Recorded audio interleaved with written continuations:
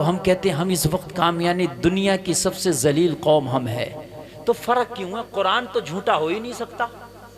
कुरान में तो तिल बराबर फर्क नहीं। भाइयों मानोगे कि नहीं मानोगे? तो फर्क कहां आ रहा? फर्क आ रहा।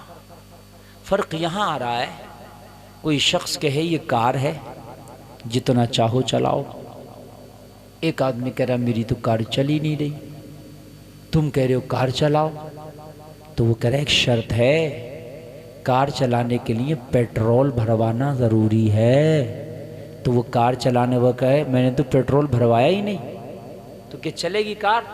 अरे बोलो, जिसमें पेट्रोल है वो भी कार ऐसी लग रही है दिखने में, जिसमें नहीं है वो भी ऐसी लग रही है। दोनों खड़ी है, क्या पता किसमें है किसमें नहीं है।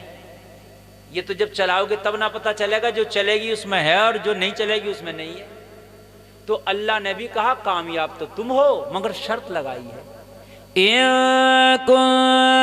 मुमिनीन, शर्त यह है कि मोमिने कामिल बन जाओ। कामयाब तुम हो, शर्त क्या है? मोमिने, जोर से बोलो मोमिने। हाँ, मोमिन भी नहीं, मोमिने कामिल बनो। क्या बनो? मोमिने। अब हम मोमिने कामिल है नहीं, फिर ढूंढते फिर रहे हैं कि हम कामयाब नहीं। तो जो कुरान ने शर्त लगाई है, जो कुरान ने शर्त हमें बताई है, वो शर्त तो हमने पूरी की नहीं। अगर ईमान होता और ईमान की रस्सी मजबूती से पकड़े होते तो खुदा की कसम कुरान के कहे के मुताबिक फिर हम मोमिने कामिल होते। और जब मोमिने कामिल होते तो कामयाब कौम भी हम ही होते। और ऐसे कामयाब होते, ना किसी की ताकत थी हमें निकाल सकता था, ना किसी की ताकत थी हमें जलील कर सकता था। इसलिए कि हुकूमत किसी की हो, हुकूमत से हमने कभी कोई सरोकार नहीं किया। लोगों, हम तो वो लोग हैं जिन्होंने मिनटों में हुकूमत के तख्ते को पलट के रख दिया। यार हम तो हुकूमतें पलटने वाली कौम है, हम हुकूमतों से कब डरते हैं? अच्छा, हुकूमतों से हमें मतलब भी नहीं है, हम तो मानते हैं हुकूमत अल्लाह ही की है। अलैहिस्सलाहु बिअहकमिल हाकिमीन,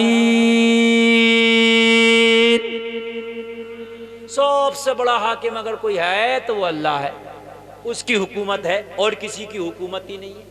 तवज्जो है ना? ये थोड़ी रंगत जो मैं बेस कर रहा हूँ, जिस पर मुझे इमारत खड़ी करना, बस थोड़ा सा वहां समझने, उसके बाद इंशाल्लाह इमारत चलेगी। जो मैं आपको बताना चाह रहा हूं, जहां लाना चाह रहा हूं, फॉल्ट कहां है, मिस्टेक कहां हो रहा है। हम मौलवियों को परेशान कर रहे हैं, हजरत दुआ कर दो, हजरत दुआ कर दो। मौलवी भी बेचारा कहां तक दुआ करेगा? यार एक बात बता, जब हमने रास्ता ही बदल दिया यार, ट्रेन पटरी से उतरेगी कहां से चलेगी? इंजीनियर ना कितने इंजीनियर लाकर बिठा दे, बिना पटरी के चल ही नहीं सकती। चल जाए कोई चला देगा, कोई इंजीनियर बिना पटरी का? भाई बता दीजिए मुझे, नहीं चला सकता यार। तुम कहोगे क्यों? बहुत अच्छा रोड। भाई ये रोड पे नहीं चलती, इसकी पटरी अलग लोहे की आती है। कुरान में अल्लाह ने नुज़ूल के एतबार से 5वीं सूरत और कुरान की तरतीब के एतबार से पहली सूरत सूरह फातिहा में बताया, इहदीनस सिरातल मुस्तकीम, तुम्हारी पटरी ये है, अगर इस पे चलोगे तो सीधे सीधे रहोगे। पटरी बता दी, पटरी। इहदीनस सिरा, सूरह फातिहा जो है उम्मुल किताब है, इसको इसीलिए कहा गया, इसमें पूरे कुरान का मग़ज़ बयान कर दिया। इसमें दुआ है अल्लाह सीधा रास्ता चला, सीधा ही चला। किन का रास्ता? जिन पर तेरा इनाम हुआ, अनअमत अलैहिम, उनका रास्ता कि जिन पर तेरा, जोर से बोलो, जिन पर तेरा,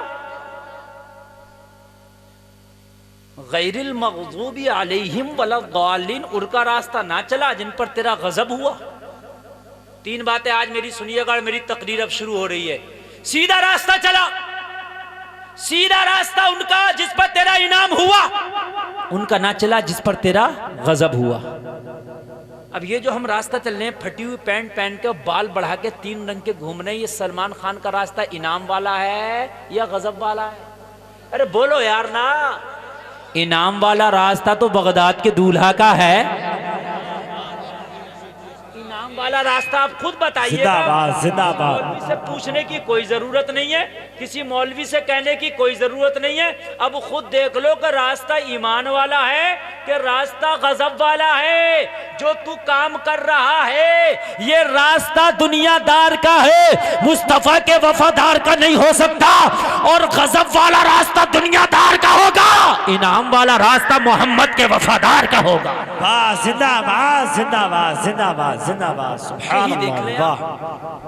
अब जब गजब वाला रास्ता अपनाओगे लोगों, तुम्हारी गाड़ी जब पटरी से उतर गई तो अब तुम्हें कौन कामयाब कर सकता? दुनिया में जलील होते नजर आओगे, पूरी दुनिया तुम्हें मारती नजर आएगी। यार एक बात कान खोल के सुन ले, जो मुर्गी का चूजा बच्चा अपनी माँ से दूर रह के टहलता फिरता है वो शिकार बनता है, लेकिन जो माँ के करीब रहता है माँ अपने आंचल में अपने परों में छुपा लेती है। यार जो मजहब इस्लाम से दूर रहेगा वो मारा जाएगा, जो इस्लाम के दामन में रहेगा वो यहाँ भी बचेगा वहां भी बचेगा। वाह वाह जिंदाबाद जिंदाबाद जिंदाबाद भाई वाह जिंदाबाद। वहां भी बचेगा। वाह जिंदाबाद। यार एक मुर्गी आपने भाइयों देखा करने का, चील का शिकरे का अगर हमला हो तो जो मुर्गी के आसपास के चूजे हैं वो पर फैलाती है, अंदर छिपाती है, लेकिन जो दूर है उसे थोड़ी ना छिपाएगी। वो तो कट गया ना अपनी जमात से, जब कट गया तो वो शिकारी के चुंगल में फंस गया। यार हम तो कट गए ना अपनी जमात से, हमने तो दुनिया के गुंडों की तरह अपनी शक्ल बना ली ना।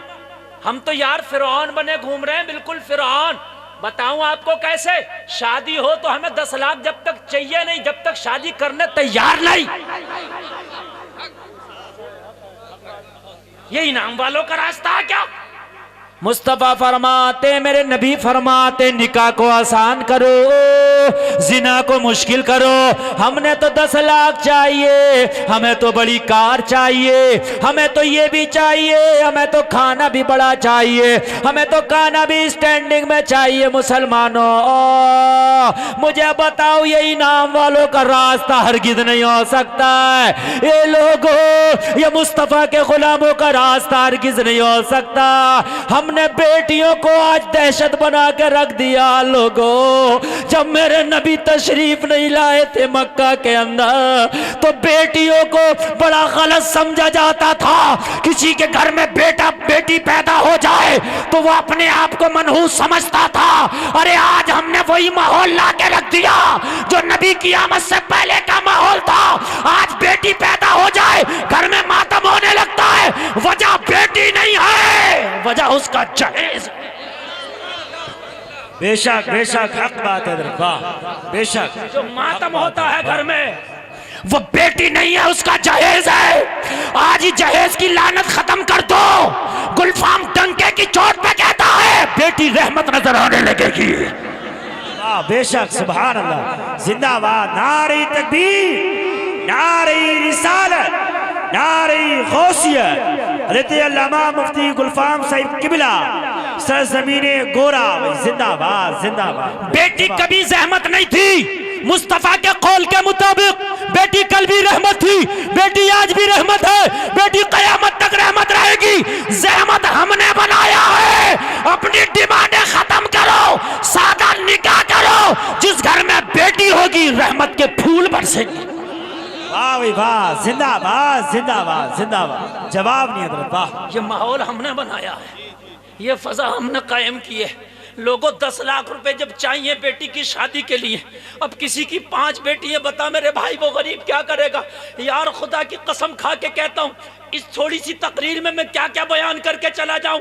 यकीन मानना दिल फटता अपनी कौम को देख के। यार मैंने देखा एक 70 साल का बूढ़ा है, डॉक्टर ने जवाब दे दिया तेरे फेफड़े खराब हो गए। मैंने उस बूढ़े से बात करी, 70 साल में पैर वाला ठेला चलाता है। पैर वाला ठेला जानते हो किस लिए? आंखों में आंसू आ गए, बोला मौलाना मेरी 5 जवान बेटियां हैं, मेरा कोई बेटा नहीं है, मेरी बीवी बूढ़ी, मैं बूढ़ा, मैंने जवानी में ये ठेला चलाया, अब कोई कारोबार नहीं है। अपनी बेटी का कितना भी सादा निकाह करता हूँ तो मेरा लाख रुपया कम से कम खर्च होता। मौलाना ये ठेले से मैं कहाँ से लाख रुपया पैदा करूँ? यार हम इतने जालिम हो गए, खुदा की कसम गरीब को भी नोचते हैं, सोचते नहीं यार कभी तो इसकी गुर्बत पे तरस खाओ।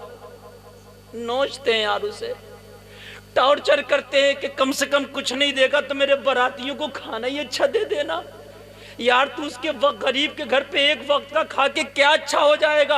अगर तू कह देता तू खाने की बात छोड़, चल कोई बात नहीं है, तू गरीब है ना, तू सादा निकाह कर देना।